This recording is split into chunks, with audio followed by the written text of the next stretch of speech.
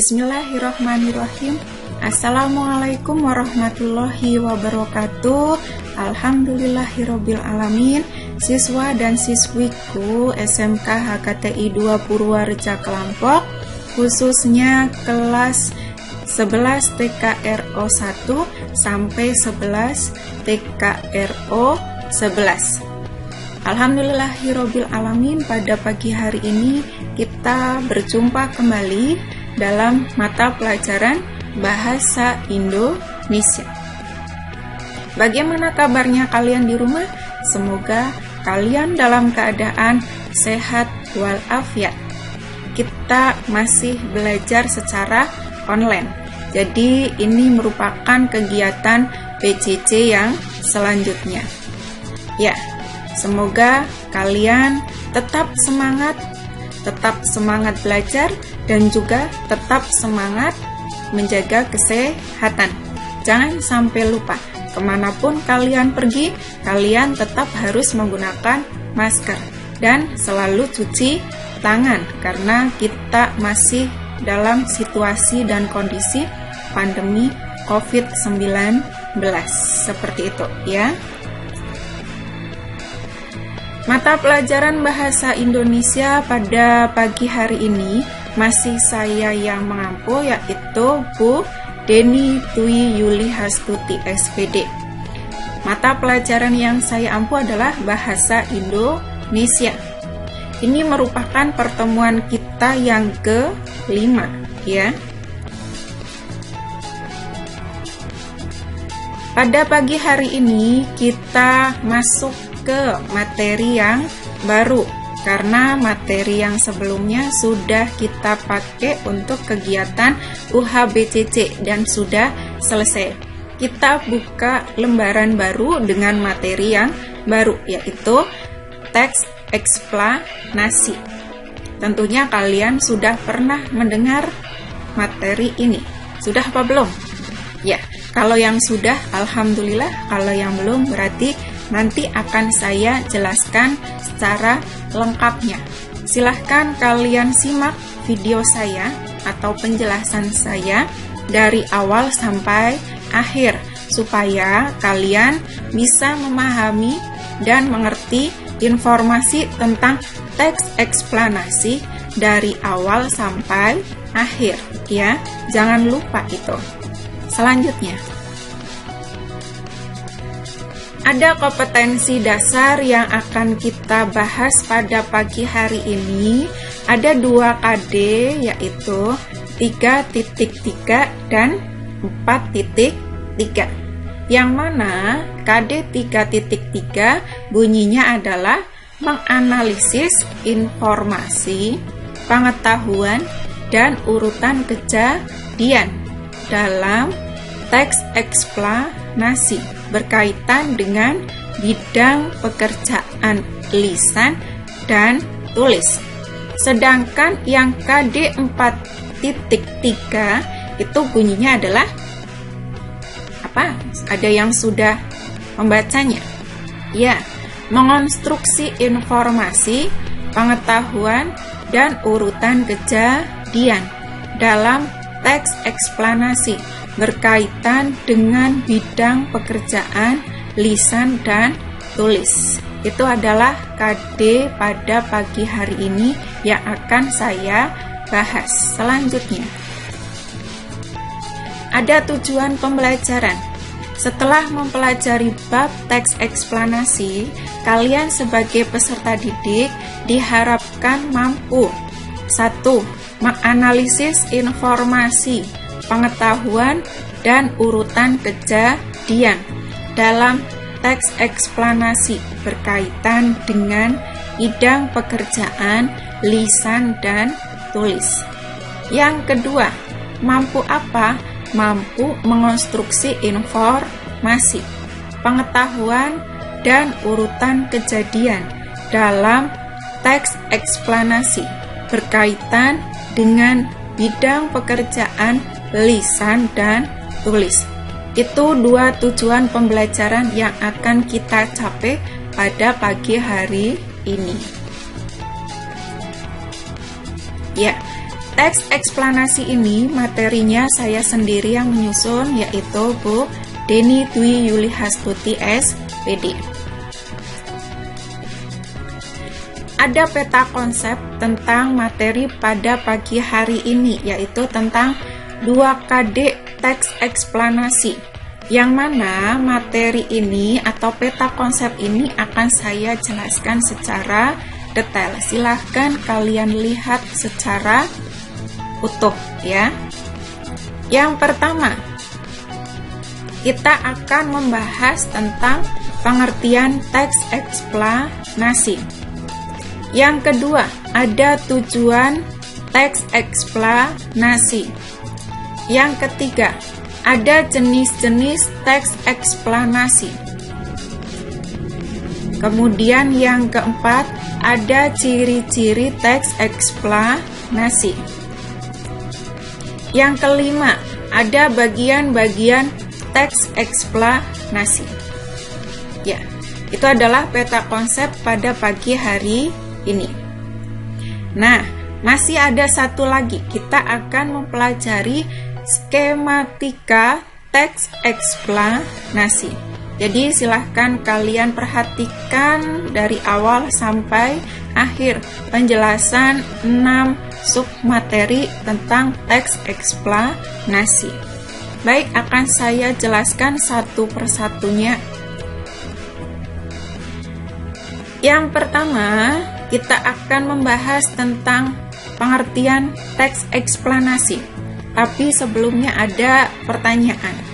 Apa itu teks eksplanasi? Ada yang bisa menjawabnya? Ya, ada ya, tentunya ada. Tapi tidak mau menjawab secara langsung. Baik, akan saya buka sekarang, saya jelaskan juga sekarang ya. Sebelum kita ketahui mengenai pengertiannya, kita bedah terlebih dahulu asal katanya.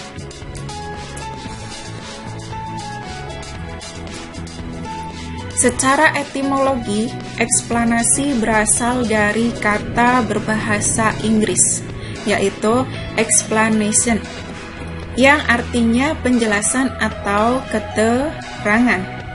Jadi, teks eksplanasi secara etimologi adalah sebuah teks yang dapat kita artikan sebagai teks yang berisi penjelasan atau keterangan tentang suatu hal. Gitu ya. Nah, namun yang lebih spesifik arti atau pengertian teks eksplanasi itu adalah sebuah karangan yang berisi penjelasan-penjelasan lengkap tentang mengapa dan bagaimana sebuah fenomena bisa terjadi, baik fenomena alam maupun fenomena sosial yang terjadi di kehidupan sehari-hari. Jadi mudahnya untuk pengertian teks eksplanasi itu adalah yang ini, yaitu mempelajari seputar fenomena, ya, baik yang alam maupun sosial. Tentunya itu terjadi di kehidupan kita sehari-hari.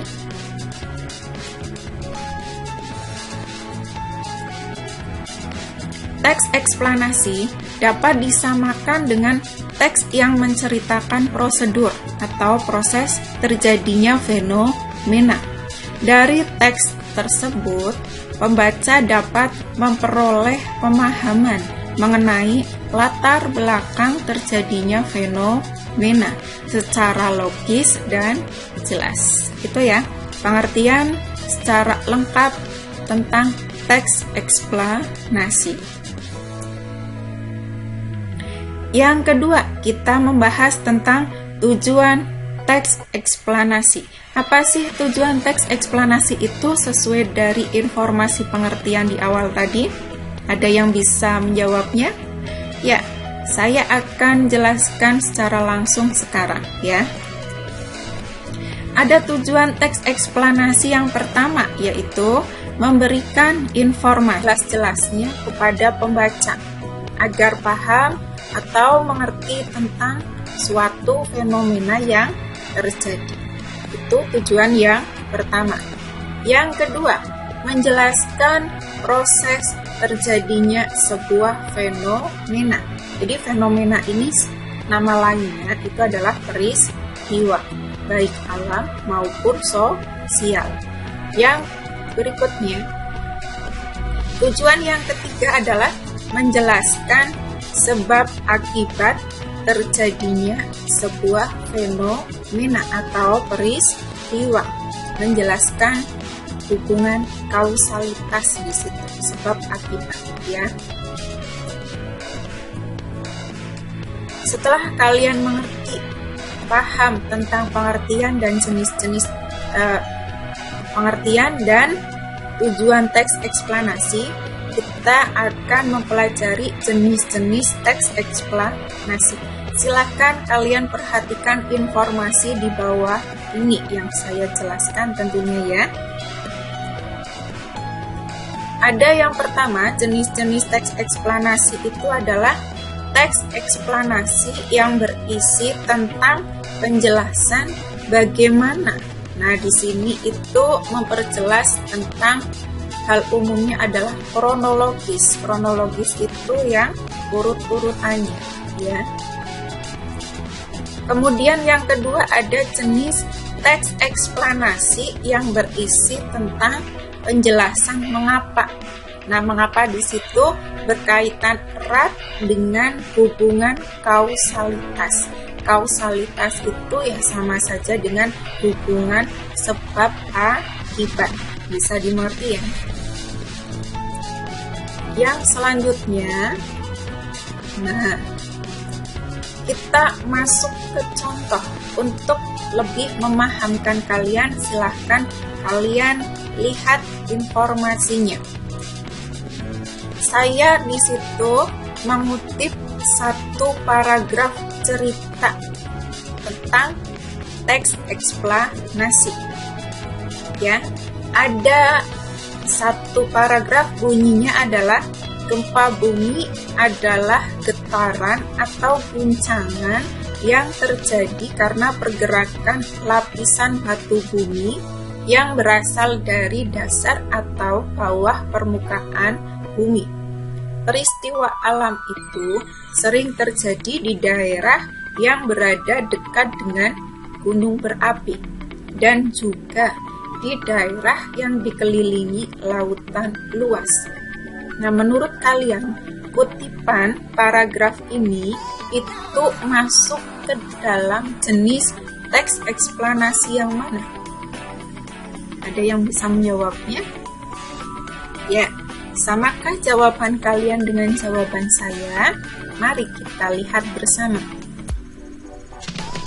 Pada kutipan paragraf yang pertama ini merupakan jenis teks eksplanasi yang pertama, yaitu seputar isinya tentang bagaimana. Jadi di situ ada hubungan kronologinya, ya. Berikutnya, masih ada contoh, silakan kalian lihat lagi.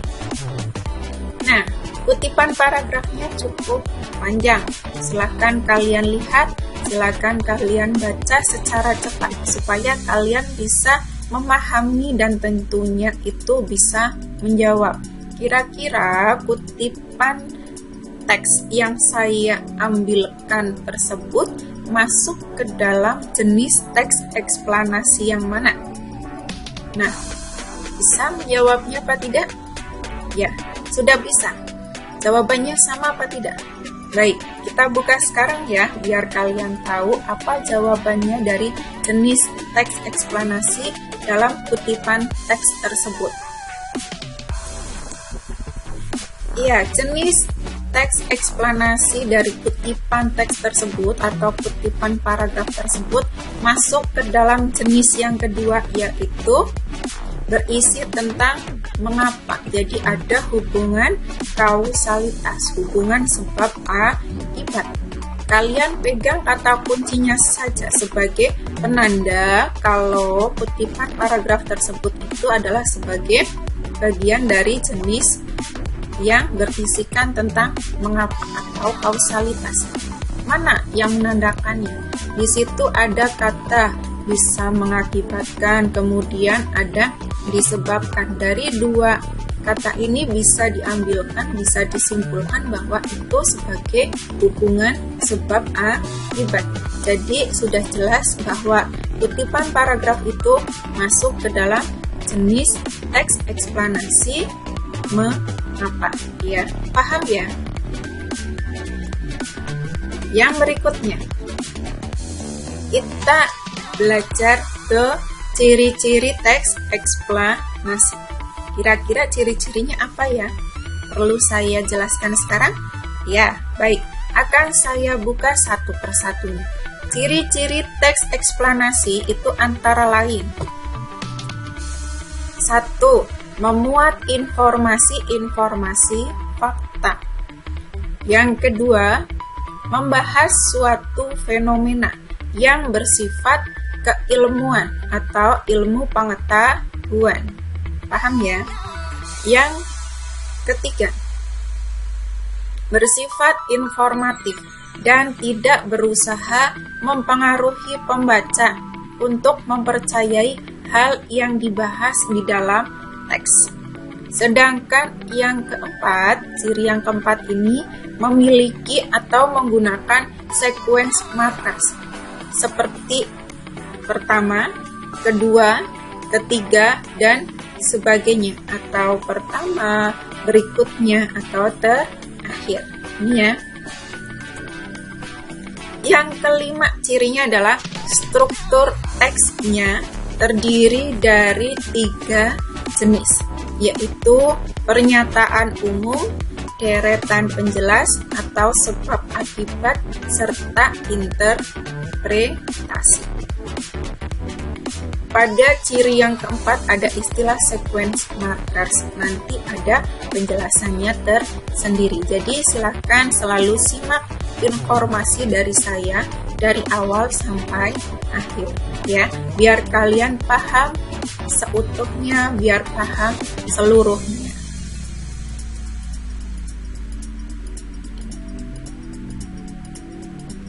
Yang kelima, ada bagian-bagian teks eksplanasi. Silahkan kalian lihat bersama. Dalam menyusun sebuah teks eksplanasi, pasti ada bagian-bagian yang mendukung fungsi dari teks eksplanasi itu sendiri, sehingga menjadi sebuah uraian yang mudah dipahami. Nah, bagian-bagian teks eksplanasi tersebut apa saja? Yang pertama, ada pembuka. Yang kedua ada isi. Yang ketiga ada penutup. Jadi ada 3 bagian-bagian teks eksplanasi, yang mana dari setiap bagian tersebut memiliki informasi penjelasannya masing-masing. Yang pertama, pembuka.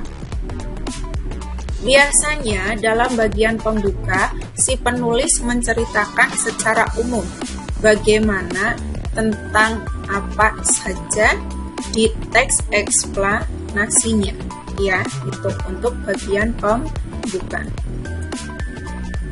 Sedangkan pada bagian isi, untuk isi ini merupakan bagian dari rentetan penjelasan fenomena yang terjadi dalam teks tersebut. Teks tersebut ya berarti apa yang disampaikan oleh si penulis, ya. Kemudian yang ketiga, kalau di bagian penutup itu berisikan tentang inti dari penjelasan dalam teks eksplanasi tersebut. Jadi ada 3 bagian teks eksplanasi dengan penjelasan informasinya masing-masing di setiap bagian teks eksplanasi tersebut, ya. Kita masuk pada submateri yang ke-6, yaitu skematika teks eksplanasi. Silakan kalian lihat skematika teks eksplanasi itu apa saja. Yang pertama, ada general statement, sequence of explanations. Kemudian yang ketiga ada closings. Ini ya. Nah, Akan saya jelaskan satu persatunya dari skematika teks eksplanasi ini ya. Yang pertama ada general statement. General statement itu apa? Berisi satu statement umum tentang suatu topik yang akan dijelaskan proses keberadaannya, proses terjadinya, proses terbentuknya, dan lain sebagainya. Ini ya skematika yang pertama. Pada skematika teks eksplanasi yang pertama itu harus bersifat ringkas, menarik, dan jelas yang mampu membangkitkan minat pembaca untuk membaca secara detailnya ya. Paham ya? Baik, yang berikutnya ada sequence of explanation. Nah, ini apa penjelasannya? Di skematika yang kedua, ini berisikan tentang detail penjelasan proses keberadaan, proses terjadinya. Jadi sangat relatif untuk menjawab pertanyaan how, yang jawabannya berupa statement atau declarative sentence, ya. Penggunaan sequence markers tadi sudah saya singgung di awal. Sangat dimungkinkan mengingat proses perlu dijelaskan bertahap. Pertama, kedua, ketiga, dan sebagainya. Atau pertama, berikutnya, terakhir. Itu ya. Ini adalah skematika teks eksplanasi yang kedua. Sedangkan skematika teks eksplanasi yang ketiga yaitu adalah closing. Apa sih penjelasan lebih lengkap tentang closing ini? Pada bagian closing ini berisikan kesimpulan atau statement tentang topik atau proses yang dijelaskan. Ya, ini 3 skematika teks eksplanasi. Nah, dari penjelasan yang sudah saya sampaikan di awal dan di akhir, bisa saya simpulkan bahwa teks eksplanasi dapat disamakan dengan teks yang menceritakan prosedur atau proses terjadinya fenomena. Dari teks tersebut, pembaca dapat memperoleh pemahaman mengenai latar belakang terjadinya fenomena secara logis dan jelas. Menulis teks eksplanasi merupakan sebuah komponen yang dibelajarkan dalam suatu kegiatan belajar mengajar. Jadi pada pertemuan kelima ini kita membahas materi yang baru dan materinya itu tidak terlalu panjang. Jadi penjelasannya pun singkat. Semoga kalian bisa memahaminya secara penuh, secara utuh ya. Demikianlah tadi penjelasan materi dari saya. Apabila di antara kalian masih ada yang belum bisa dan mampu memahami informasi tentang menganalisis dan mengonstruksi teks eksplanasi, silahkan kalian buka kembali materi yang sudah saya jelaskan dari awal sampai akhir. Kemudian baca serta pahami kembali secara berulang-ulang agar paham seutuhnya. Ya, seperti itu. Baiklah anak-anakku, siswa dan siswi 11 TKRO 1 sampai 11 SMK HKTI 2 Purwareca Klampok. Selanjutnya, setelah kalian menyimak serta memahami informasi penjelasan materi tentang menganalisis dan mengonstruksi teks eksplanasi, untuk lebih mendalaminya lagi, ada kuis yang harus kalian kerjakan dan jawab dengan benar. Jadi kalau kalian tidak menyimak informasi saya dari awal sampai akhir, kemungkinan besar kalian belum bisa memahami. Jadi, saya harapkan kalian bisa menyimak setiap penjelasan saya dari awal sampai akhir tanpa ada yang terpotong sedikit pun, ya. Selanjutnya, silahkan kalian buka link yang sudah saya share di pengumuman untuk mengerjakan kuisnya. Jadi jangan hanya mengerjakan kuis, tapi juga harus tetap menyimak informasi penjelasan materinya, ya. Ada pepatah bijak mengatakan, hidup itu seperti bersepeda. Kalau kamu ingin menjaga keseimbanganmu, kamu harus terus bergerak maju. Gitu ya. Jadi silahkan kalian harus tetap selalu semangat demi tercapainya segala cita dan harapan kalian masing-masing. Ya, mungkin itu saja penjelasan dari saya untuk pertemuan pada pagi hari ini. Apabila ada yang belum sesuai atau merasa kurang bisa kalian pahami, saya mohon maaf. Intinya ketika kalian belum puas, belum paham, silahkan kalian simak materi penjelasan saya dari awal sampai akhir tanpa ada jeda sedikit pun, sehingga kalian bisa memahami secara menyeluruh. Itu ya. Saya mohon maaf, akhirul kalam, saya tutup sampai di sini. Wassalamualaikum warahmatullahi wabarakatuh.